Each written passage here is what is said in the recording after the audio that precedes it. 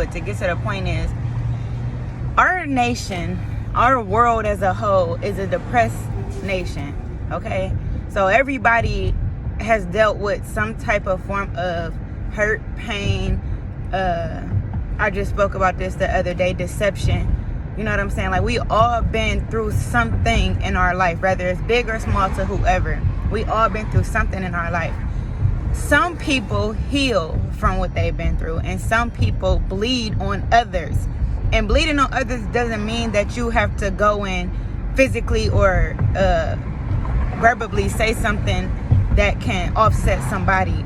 You could bleed on others by not healing yourself and other people idolizing you. And that's why in the Bible it speaks about people are not supposed to idolize other human beings, because they're not perfect. The only person that came in the flesh was Jesus Christ that was perfect. There was other teachers before Jesus, which was like Buddha and other high-ranking teachers. But when Jesus came, he was the only perfect one. You know what I'm saying? He was the only one that came and showed us how to walk the walk and talk the talk. Okay? He was humble. He showed y'all how to live and so forth. But people are out here idolizing other people. So a lot of these artists are operating out of pain. I became one of the best hairstylists I could be because I operated out of pain. You see what I'm saying? But somebody could sit around me and think like, oh shit. Someone can really sit around me and not know nothing of what I'm going through. They don't know that I'm operating from depression and I'm burying myself into work. I'm turning my pain into my passion, you know, like, and I'm not turning it into my purpose. I'm turning it into my passion. Is a difference. Now, today, I grew up depressed my entire life. I have not broke the chains. I didn't break the chains of my depression until I was 28 years old. I am 32. I lived and operated out of depression, and because I was depressed, I bled on other people. So I'm getting on here really because I want my people to understand what's going on in the world. You know what I'm saying? We should not idolize other people like this thing with Kid Cudi putting on a dress. He idolized Kurt Cobain. Kurt Cobain wore a dress. But that is symbolic. So when he put that dress on, Kurt Cobain put that dress on, it could have been symbolic, a cry for help, to say, my grandmother wore this dress and she beat me every day and nobody noticed. Or, I was raped as a child or something like that, and I just don't know. I'm confused. You know what I'm saying? But people are trying to push it off as a fashion statement. You know what I'm saying? But a lot of these artists be depressed. Kurt Cobain proves my point. I don't even know that much about him or Kid Cudi, but I know that Kurt Cobain, I just found this out today, he killed himself, so it proved my point even more. Okay, so let's go to this. I have 2 sons. A lot of y'all have sons. We have daughters as well. My son could be a fan, just like Kid Cudi is a fan of Kurt Cobain. So he put on a dress to basically show homage to him, right? As a fan. He either know why Kurt Cobain wore that dress and he relates to that, or he's paying homage to him, but he's seeing it differently and it's still a negative thing. Do you see what I'm saying? This is why y'all have to watch, and myself have to be careful of what our kids listen to and what our kids are watching. We should not idolize nobody that isn't perfect, because we're looking at these things with the naked eye, like a regular eye, a carnal eye. But in the spirit, it isn't right. That's why I'm rolling through my timeline and I'm so happy that Lil Nas X song didn't take off. A lot of people did not play it on TikTok and stuff like that, but I seen like 2 or 3 people come through my timeline playing that song. That man had the whole devil in the video hitting him from behind. Your kids was just watching, your 5 and 3 and 4-year-old just singing that man's songs. Now he got their attention, and this is what he did with the attention. And the first thing he went on Twitter and said is, because y'all didn't accept me. Meaning that y'all hurt me when y'all didn't accept me. So I'm going to do the most craziest thing to be accepted. That means that these people are clout chasing at this point. Do you follow me? We got to wake up. There is no human in the flesh on this earth right now that is perfect. Not one person. And people sit around, the most hurt people smile the most. And they joke and they laugh and they crack jokes all day. They don't take nothing serious. That is a cry for help. And you know what I can't stand? When people say, go get help. God might have put you in that room at that appointed time to help that person, and you're going to send them to a therapist. Because sometimes they just want you to listen. Sometimes they want you to notice. And I know this, and I'm speaking from it because I went through my whole life depressed. And I used to be loud talking. I was very good at sports. I just wanted somebody to say one time, Brittany, you're doing a good job. Brittany, I love how you are. They're saying it today. And when I didn't get that, I started to did not care and start doing things that I didn't care. I was hurting other people doing it, but I was being selfish. I wasn't intentionally going out like, oh, let me go hurt somebody. No, I was just being selfish, and everything was about me at that point. Because, okay, nobody want to pay attention to me. Nobody want to say I did a good job. Nobody want to say I'm pretty. Nobody want to say this and that. This is what I'm saying. This is repetitive teaching and behaviors, because my children grew up, well, my oldest saw me doing a lot of stuff, and I saw him start to repeat those behaviors. My children is why I changed my life. My kids.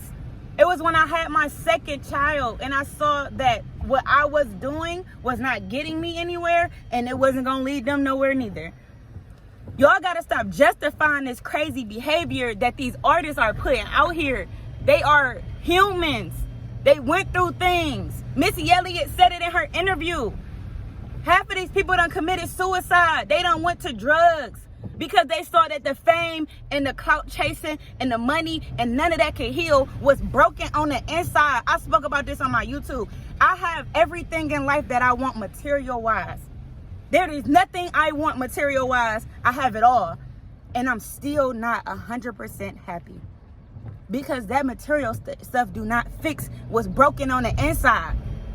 When I found God and Jesus Christ, and he started to show me things about myself that I needed to heal through, the only thing that can heal you is Christ. Because there's nobody greater than God who created you. When somebody's sitting there talking about your teeth, oh, your teeth crooked, but God made your teeth crooked that way. Maybe it was a part of the plan. When people talk about, oh, you so skinny, you a twig, but God made you small like that for a reason. You know what I'm saying? Like, God made us all the way we are. Even the things we do in life. If you killed somebody, go to Christ. If you are a promiscuous person and you slept with 1,000 people, go to Christ. Because he's going to tell you that when you sit and you pray and you repent, he's going to wash away all those sins. And who is these people out here that did not create you? I don't care about your mama, your daddy, or anybody. They did not create you. God created you. He knew who you were before you were in the womb. And if he forgives you, why do you care about what Marcus is saying, Auntie is saying, and Rebecca is saying? You shouldn't care about what none of these people are saying about you when Christ forgave you. That's why I walk around with my hair looking crazy. That's why I walk around with bleached up t-shirts on. I don't care what y'all say. Because at the end of the day, I used to live for everybody. I used to beat my face, wear jewelry, get dressed every day. That was exhausting. When I'm trying to chase a purpose. You see what I'm saying? If I don't got time to clean my house, it's because I'm chasing a dream to get my kids out of poverty. I can't care about what people say. It's a distraction of the enemy. He love to keep you distracted. He love to make you spend all your stimulus money and your income tax check every time you get it on BS. So you can't get ahead. Imagine if all of us, all the millions of black people that got these stimulus checks and these things wasn't living for Instagram, and y'all did something real positive with that money for your life and your children. I'm talking about LLCs, corporations, all that, bought buildings. A lot of people did, but imagine if all of us did. Imagine a world if all of us did. But no, the enemy got to y'all. He got in y'all mind. He got y'all in y'all mind from this music, because he was the devil was the angel of music, remember? He got y'all crazy in y'all mind from this music, bruh. That's why y'all treating y'all women wrong. That's why y'all women out here popping booty every 5 seconds on Instagram. This is why y'all are being conditioned. Then y'all want to talk about the people who following Christ because I don't look like what y'all want me to look like. Y'all don't know what I'm doing behind closed doors every day. Y'all don't know what I got going on. Because when God blesses you and tell you to do an assignment, he going to keep it quiet. And then he going to make your enemies and the people who talked about you, your footstool. You know what I'm saying? Y'all got to wake up. And it's really at the end days. Like, I'm 32. I could die tomorrow and still be happy. But it's a lot of people who cannot say that. There's a lot of people who cannot say that. Go to God.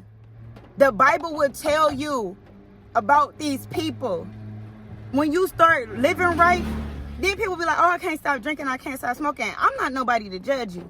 But at the end of the day, one day I had woke up and said, why can't people stop drinking and smoking when once we were teenagers in early 20s, not drinking and smoking, living our best life? Healthy skin, healthy body, all these organs. We were living our best lives sober. We loved a little bit better and received love a little bit better when we were sober. But y'all using these vices to get you through a temporary high that only lasts a temporary moment. But when you cleanse yourself, it lasts a lifetime. I literally sit in rooms and everybody look crazy to me and they think I'm the crazy one because I'm sitting there sober. But I could literally see too many people hanging over, falling off the couch, talking stuff about each other, throwing shots at each other. I'm sitting there like, this is what was going on when I was drunk. This is what was going on when I was smoking.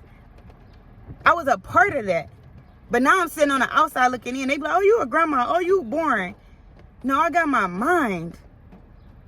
I have my mind. Y'all got to wake up. Everything in life is not acceptable.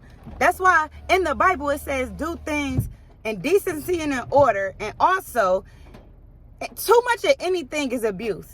Too much drinking is abuse. Too much smoking is abuse. Too much hitting somebody too hard is abuse. Anything you do too much of is abuse.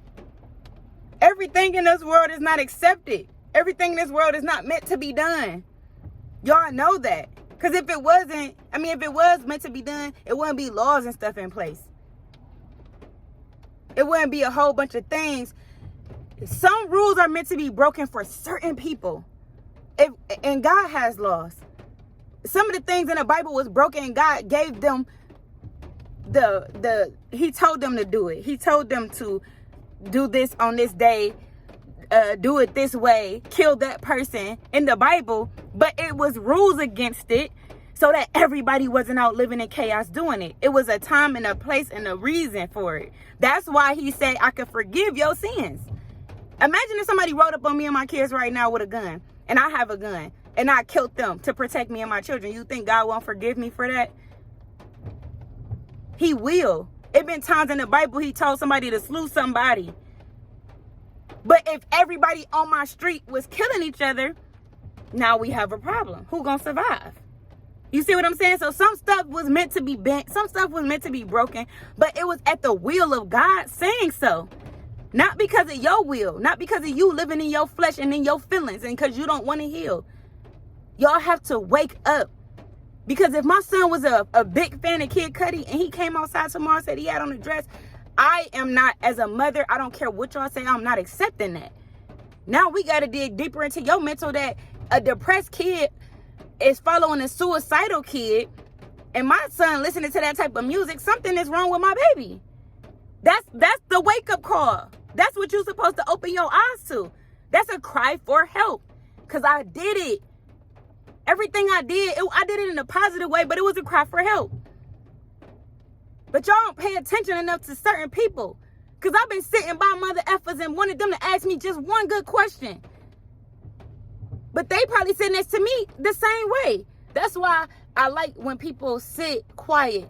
Because I could try to figure out what's wrong. And a lot of times that's why I build with people. Because I'm not afraid to ask what's wrong. And let's get to the bottom of it.